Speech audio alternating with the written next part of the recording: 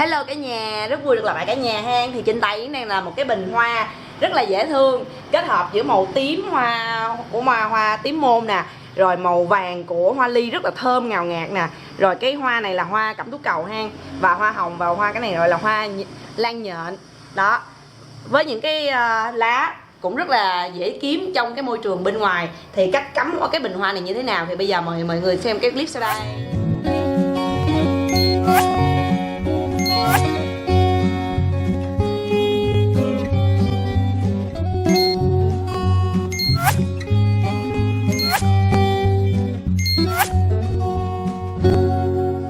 Ok, thì bây giờ Yến bắt đầu Yến cắm ha.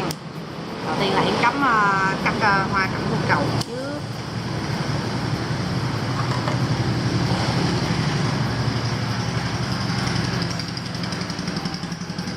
Nhà hết đồ chơi rồi cho nên lấy cái dĩa này.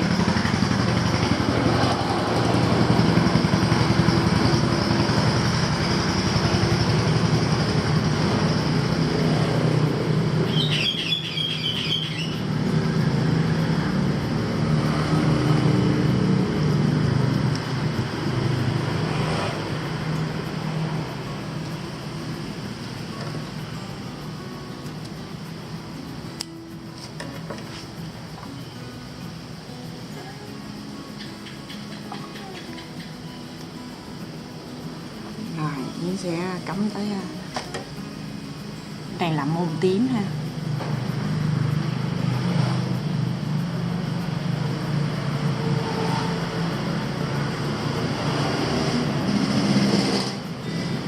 Mình cắm xen kẽ với nhau, cái này nó lặt vào đây thì cái này nó sẽ lặt vào đây. Chung nó sẽ mang tính nghệ thuật hơn.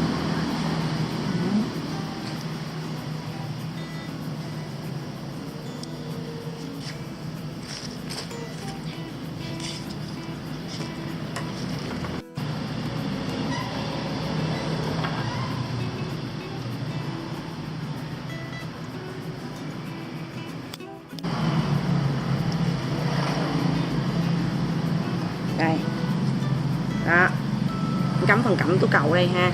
Rồi phần này, rồi tiếp theo đó thì sẽ cắm cái này gọi là đuôi chồn, với lại là lá này là lá bao thanh thiên.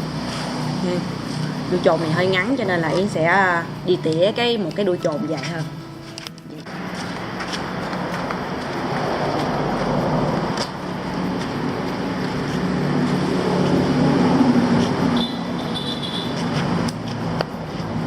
Chồn này đã tới lúc thu hoạch.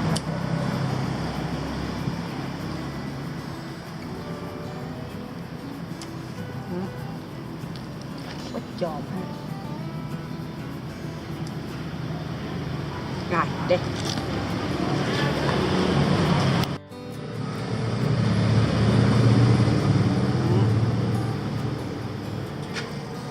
Cho nên nếu mà ai mà thích cắm hoa giống như Yến thì có thể tậu một bình chồn như vậy ha.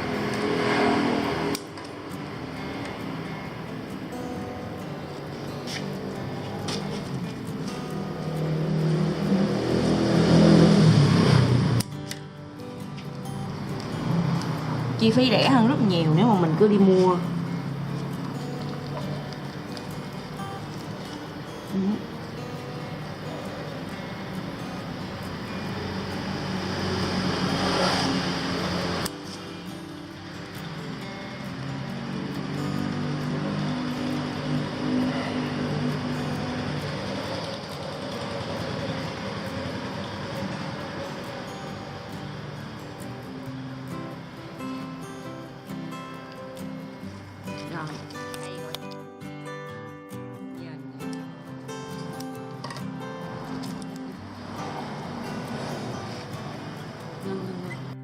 Trước khi cắm nhện nhện thì Yến sẽ cắm hoa ly ha.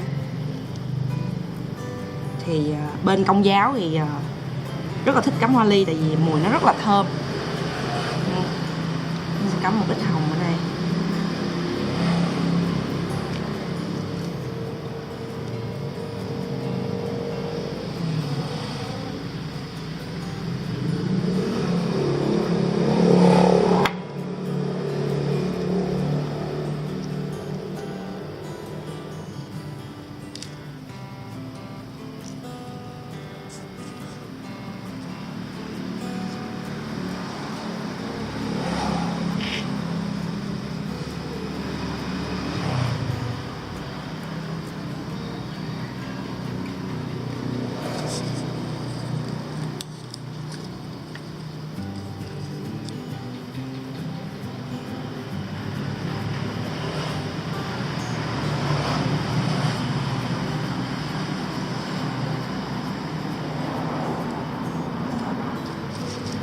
Rồi sau đó Yến sẽ đệm nhành nhạnh ha.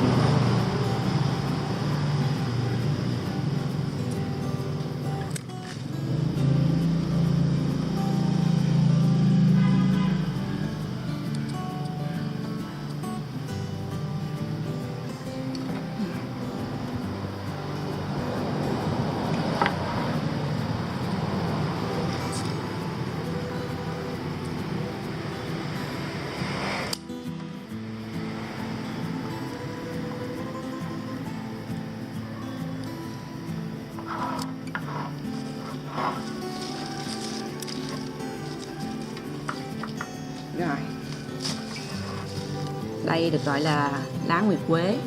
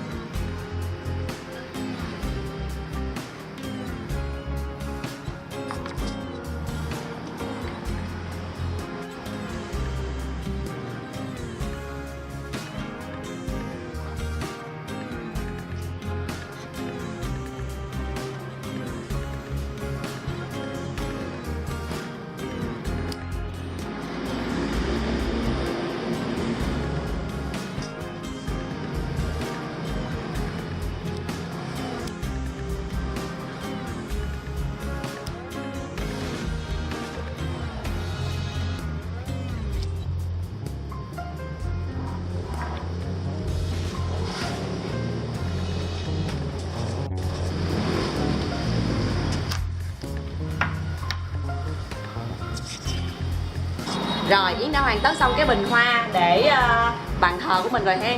Cả nhà có thể tận dụng bình này để dâng bàn thờ hoặc là để trong phòng khách của mình nếu mà cả nhà thích. Và cái bình này cũng có thể làm hoa chúc mừng nữa ha, tại vì cái cách mà Yến cắm á là nó có thể tận dụng được nhiều mục đích ha, để cả nhà có thể tận dụng được. Đây Yến sử dụng cái dĩa trắng này để để phòng khách cũng rất là dễ dàng ha. Rồi thì nếu mà cả nhà thích thì nhớ nhấn like ha để ủng hộ Yến. Hẹn gặp lại cả nhà trong những clip tiếp theo.